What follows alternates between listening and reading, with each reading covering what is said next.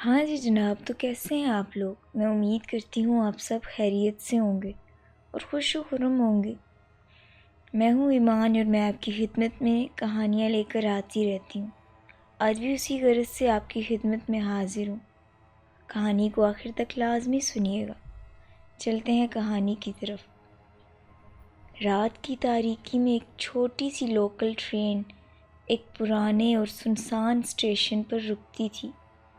یہ اسٹیشن پرانے زمانے کا تھا، جس کا نام تھا ستارہ جنکشن۔ لوگ کہتے ہیں کہ یہ اسٹیشن اب بند ہے، لیکن پھر بھی ہر رات 12 بجے ایک ٹرین یہاں آ کر رکتی ہے، اور جو لوگ اس ٹرین میں سفر کرتے ہیں وہ کبھی واپس نہیں آتے۔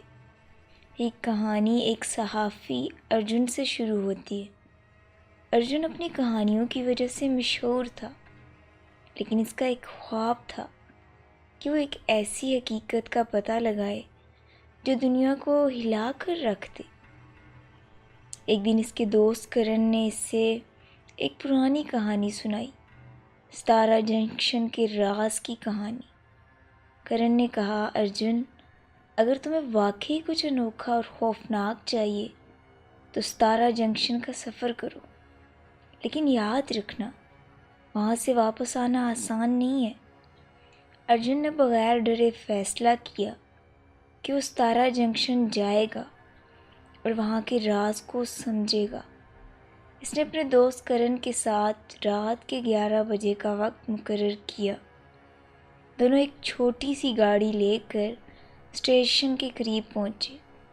اسٹیشن سنسان تھا اور چاروں طرف ایک عجیب سی خاموشی چھائی ہوئی تھی۔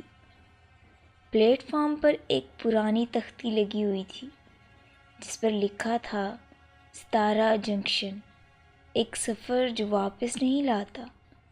ارجن اور کرن نے اپنے کیمرے اور ٹارچ نکالی اور پلیٹ فارم کے اندر جانے لگے۔ ماحول میں ایک عجیب سی بے چینی تھی۔ رات کے ٹھیک 12 بجے انہوں نے ایک ٹرین کی آواز سنی۔ پہلی نظر میں وہ ٹرین بہت پرانی لگ رہی تھی، جیسے کسی پرانے زمانے کی ہو۔ ٹریک پر ٹرین آ کر رکی، ٹرین کے دروازے کھلے اور اندر سے کچھ مسافر اترتے دکھائی دیے۔ ان کے چہرے ایک دم سفید اور آنکھیں عجیب سی خالی تھیں۔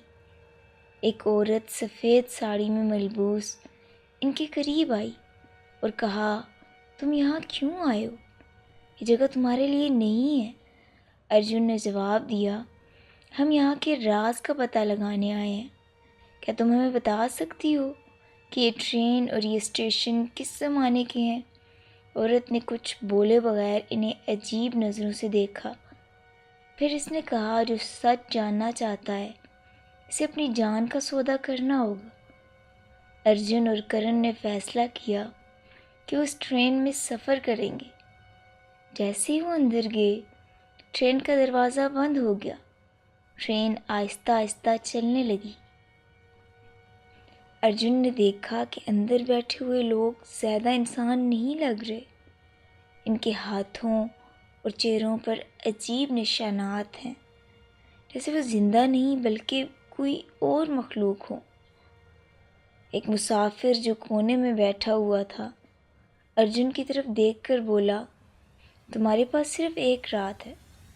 اگر صبح ہونے سے پہلے تم نے اس ٹرین کے راز کو نہیں سمجھا تو تم بھی ہمیشہ کے لیے ہمارے ساتھ رہ جاؤ گے۔ کرن نے گھبرا کر پوچھا، یہ سب کیا ہو رہا ہے؟ یہ لوگ کون ہیں؟ مسافر نے مسکراتے ہوئے کہا، ہم وہ لوگ ہیں جو کبھی واپس نہیں جا سکے۔ اس ٹرین میں سفر کرنے والے لوگ اپنے گناہوں کا حساب دینے آئے ہیں۔ ٹرین کے اندر ایک پرانے ڈبے میں ایک ڈائری رکھی ہوئی تھی۔ ارجن نے اسے اٹھایا اور پڑھنا شروع کیا۔ یہ ڈائری ایک کنڈکٹر کی تھی جو 50 سال پہلے ستارہ جنکشن پر کام کرتا تھا۔ اس نے لکھا تھا، یہ ٹرین ایک لعنت ہے۔ جو لوگ اس ٹرین میں سفر کرتے ہیں وہ اپنے گناہوں کا بوجھ لے کر آتما بن جاتے ہیں۔ ارجن اور کرن کو سمجھ آیا کہ یہ ٹرین صرف ایک سفر نہیں بلکہ سزا کا ذریعہ ہے۔ یہ ٹرین ان لوگوں کو اپنے ساتھ لے جاتی ہے جو اپنی زندگی میں بڑے گناہ کر چکے ہوتے ہیں۔ ٹرین میں ایک پرانی آتما جو کنڈکٹر کی شکل میں دکھائی دی، ان کے سامنے آئی اور کہا، تمہارے پاس ایک موقع ہے، سچ بولو، شاید تم بچ جاؤ۔ ارجن نے اپنے دل کی بات کہی، میں سچائی کی تلاش میں تھا، لیکن میں نے اپنی زندگی میں کچھ غلطیاں کی ہیں، میں ان کا سامنا کرنے کے لیے تیار ہوں۔ کرن جو پہلے ڈر گیا تھا بولا، میں بھی اپنی غلطیوں کو تسلیم کرتا ہوں، بس مجھے یہاں سے نکلنے دو۔ ٹرین کی روشنی دھیرے دھیرے مدھم ہونے لگی اور ایک زوردار آواز کے ساتھ ٹرین رک گئی۔ ارجن اور کرن نے خود کو دوبارہ پلیٹ فارم پر پایا۔ صبح ہو چکی تھی اور ستارہ جنکشن مکمل طور پر خالی تھا۔ دونوں اپنی زندگی کی سب سے بڑی اور خوفناک سفر کے بارے میں سوچتے رہے، لیکن ایک بات ہمیشہ ان کے دل میں رہی، کہ یہ سب ایک خواب تھا یا انہوں نے واقعی موت کے سفر کا سامنا کیا تھا۔